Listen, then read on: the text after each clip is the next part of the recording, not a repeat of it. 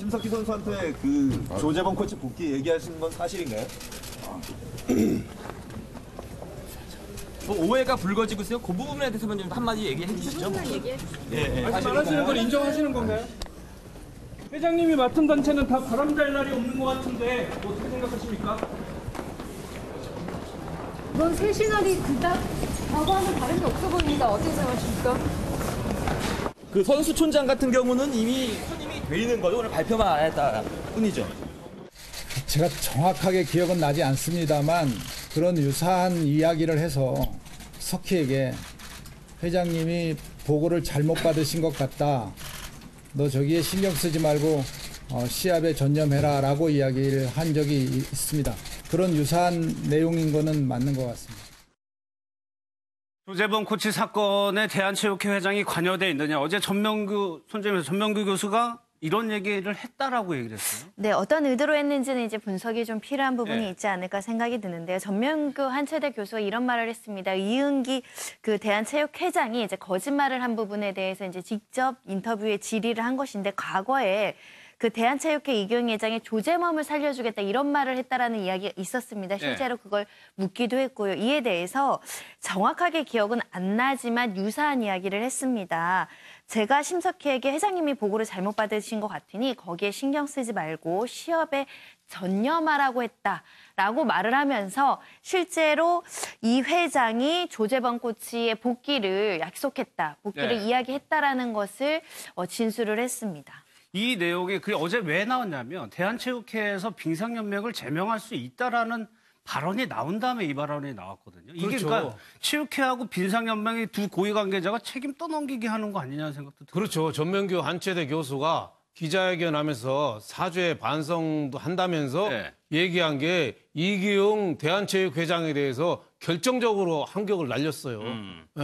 그러니까 그 이기용 대한체육회장이 여태까지 심석희 선수하고 만난 적 없다고 딱 잘랐는데 그게 아니라 평창 올림픽 때 그 심석희 선수하고 만났는데 그 이기용 체육회장이 조재범 코치 문제는 내가 해결해 주니까 잠잠해지면 돌아오게 해줄게 이 얘기했다는 거는 심석희 선수로 봐서는 청천벽력 같은 얘기 아니에요? 지금 자신을 그 구타한 그 조재범 코치가 감옥에 있는데 다시 돌아오면 누구부터 피해를 보겠습니까?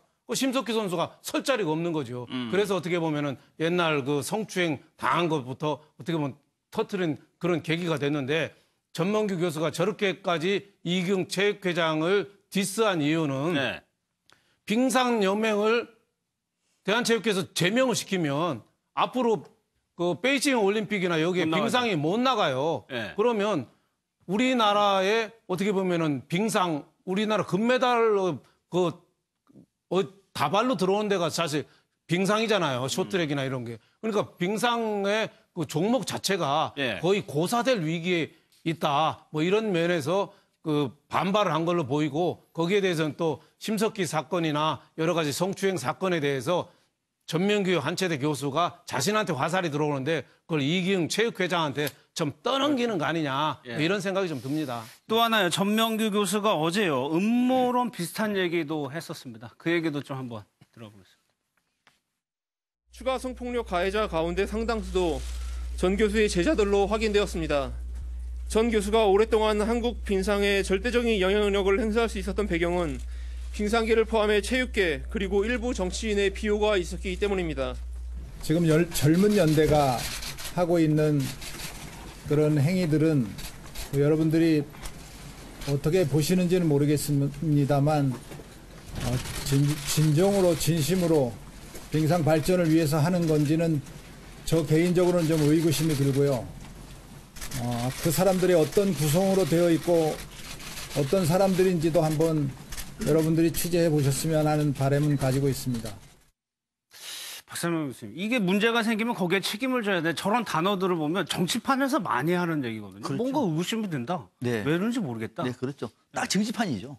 그것도 나쁜 정치판. 그러니까 절대 권력은 절대 부패하는 겁니다. 지금 빙상의 문제는 특정 패권 그룹이 빙상계를 완전히 장악하고 있는 거예요.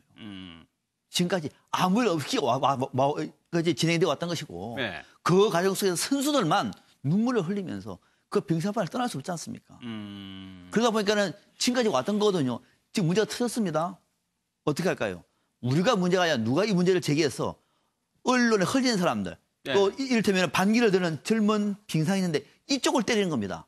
딱 정치판하고 똑같은 거거든요. 그러니까 이거는 우리는 이 논리만 보면은 아 내부가 어떻게 돌아가는지 알고 있는 겁니다. 문제는 이건 이미 이 아내가 적폐가 돼버렸습니다.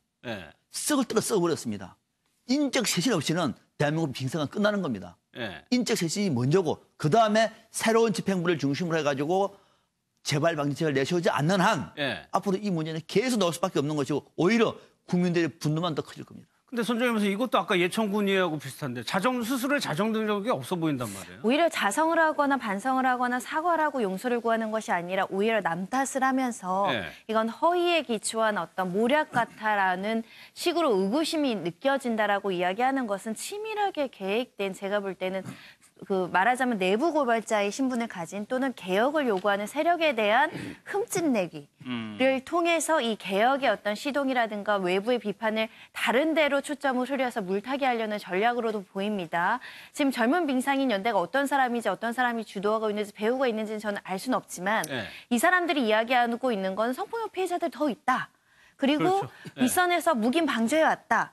이것이 팩트라고 한다면 이 팩트에 중점을 두고 본인이 어떤 사회적인 지위가 책임감을 가져야 되는 지위에 있다면 먼저 반성을 하는 것이 바람직한데 그것이 아니라 저렇게 이야기하는 사람들이 좀 불순하다라는 것은 본질을 흐트러뜨려서 본인이 책임을 회피하거나 어떤 법적인 책임을 모면하려는 시도로 보여서 일각에서는 좀 비겁하다라는 의견도 받을 수 있지 않을까 생각이 들고 여기에 저희가 휩쓸리다 보면 전명규 교수가 추구하고자 하는 의도가 실행이 되는 거거든요. 결국은 정말 피해를 본 선수들이 그렇게 많았는지 이걸 알면서도 묵인 방조 또는 교사했던 세력들이 있었는지 이 사람들에게 어떤 처벌과 징계를 내릴 것인지에 대해서 초점을 맞춰야지 아유 또 파벌의 문제네. 저쪽에서 공격하는 세력은 순수할까? 이거 따지기 시작하면 결국 또 개혁은 도루묵으로 가지 않을까라는 우려가 듭니다. 알겠습니다.